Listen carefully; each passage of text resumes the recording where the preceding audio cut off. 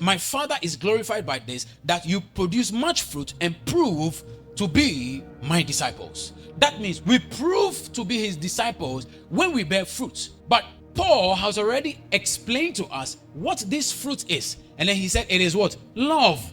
So that means we prove our discipleship of Jesus Christ not when we are praying. We prove our discipleship of Jesus Christ not when we are going to church. We prove our true discipleship of Jesus Christ not when we are giving. We prove our true discipleship of Jesus Christ not when we are doing all the things we are doing. These things I mentioned, are they important? Very important. But they are important because of the fruit. In other words, the fruit becomes the basis or the foundation for them.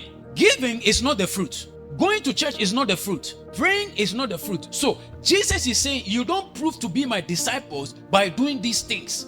And you don't glorify my Father by doing these things. You only glorify my Father when you bear the fruit, which is love. So that means for your prayer to make sense, for your church attendance to make sense, for your giving to make sense, you should be bearing the fruit, which is love. So that means church attendance is not because you want to mark attendance as a Christian. It is because there is love. Giving is not because you want to become number one in the church, but because there is love. Praying is not because you want an answered prayer, but because there is love. So once there is love, you enjoy giving. Once there is love, you enjoy praying. Once there is love, you love going to church. Because when there is love, whether you feel like or you don't feel like, you will go to church. What is moving you? The love.